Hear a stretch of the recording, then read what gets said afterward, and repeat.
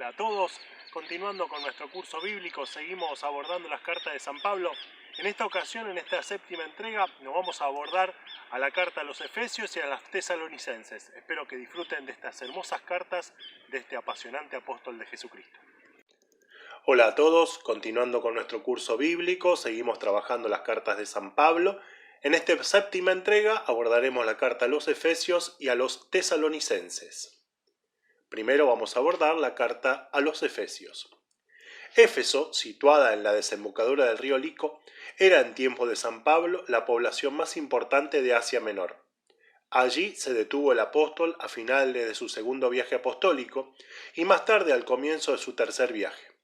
En esta segunda ocasión permaneció en Éfeso más de 2 años, y fue tal la amplitud de su predicación que tanto judíos como griegos toda la provincia pudieron conocer el Evangelio. La carta a los Efesios es, en su forma, algo distinta de las demás cartas paulinas. La falta de referencias personales y saludos, así como la ausencia de la palabra Éfeso en algunos de los más antiguos e importantes manuscritos, hacen pensar que quizá fuera una misiva circular dirigida a las iglesias de la zona de Frigia, en la que se encuentran Éfeso y otras ciudades como Laodicea o Colosas. La carta a los Efesios trata aproximadamente de los mismos temas que la dirigida a los colosenses, pero con mayor amplitud, profundidad y serenidad, por lo que cabe pensar que ambas fueron escritas hacia la misma época. Según se puede entender del conjunto de datos bíblicos y extrabíblicos que poseemos, Pablo se enfrenta con ciertas doctrinas que afirman que el gobierno del universo está regido por poderes intermedios entre Dios y los hombres. Estos poderes, cada uno según su rango, intervendrían también en la historia humana, por lo que el hombre debía conocerlos y tenerlos a su favor mediante ciertos ritos y prácticas ascéticas. Frente a tales elucubraciones gnóstico-helenísticas, el apóstol expone de varias maneras y en diversos pasajes que Cristo, Jesús, es la cabeza de todos los seres, tanto celestiales como terrestres.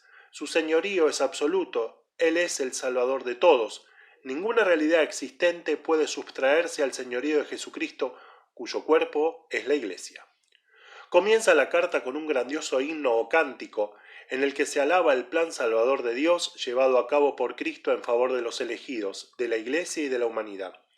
A causa del pecado, todos los seres creados habían quedado desorientados y desunidos entre sí y en relación a Dios.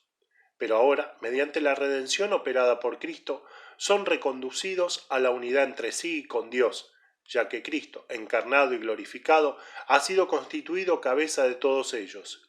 De ahí Pablo pasa a la contemplación del ser profundo de la Iglesia. Ella es el instrumento universal de salvación que Cristo ha creado, haciéndola su cuerpo, su plenitud, su esposa inmaculada, para aplicar a la humanidad la salvación que Él ha realizado con su muerte y resurrección.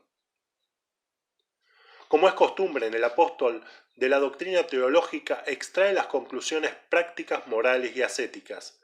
Todos los fieles deben vivir la unidad en la caridad, pues forman un solo cuerpo con Cristo, animado por el mismo Espíritu.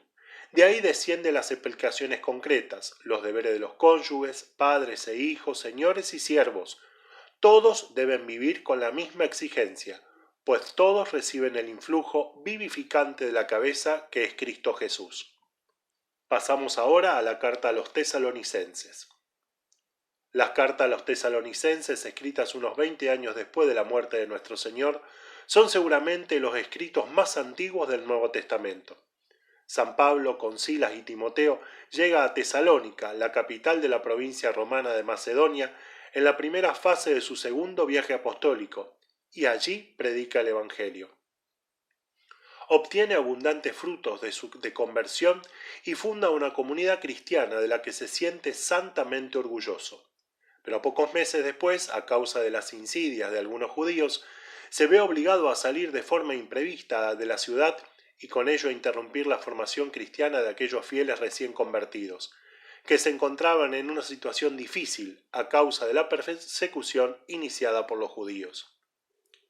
Por eso, desde Atenas, envía a Timoteo para confirmarlos en la fe y para tener noticias de ellos.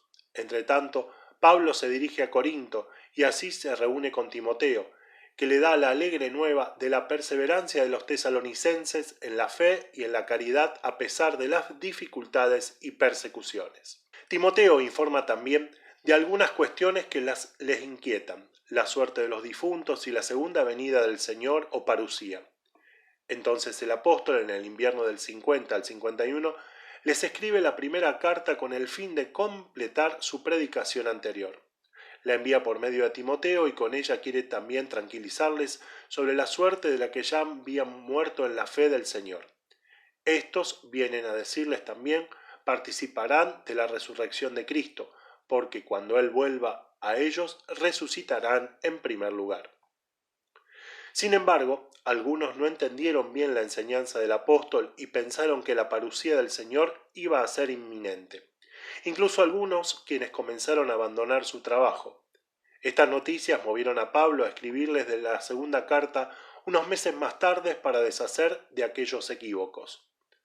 Fundamentalmente estas cartas tratan de la evangelización, de la acción de la palabra de Dios, de la santidad de vida y en especial de la parusía o segunda venida de Cristo y de la resurrección de los muertos.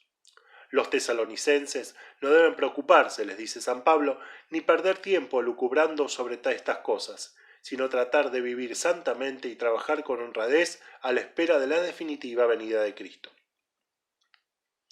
Les propongo realizar ahora las siguientes actividades. 1. ¿Cuáles son las dificultades que se enfrenta San Pablo en la comunidad de Éfeso? 2. ¿Cuáles son los ejes temáticos de la carta a los Efesios? 3. ¿Cuál es la situación de la comunidad de Tesalónica? 4. ¿Qué acciones realiza San Pablo ante estas situaciones? 5. Después de leer las cartas de la actividad, ¿en qué aspecto vemos que se parecen a nuestras comunidades? Espero que dicho curso sea de vuestro agrado y saben que estoy a disposición para cualquier consulta. Que el Señor nos siga bendiciendo y acompañando. Y así culminamos, queridos hermanos, nuestra séptima entrega de este curso bíblico. Espero que lo sigan disfrutando y saben que pueden contar conmigo para cualquier duda o consulta. Que Dios nos siga bendiciendo y acompañando.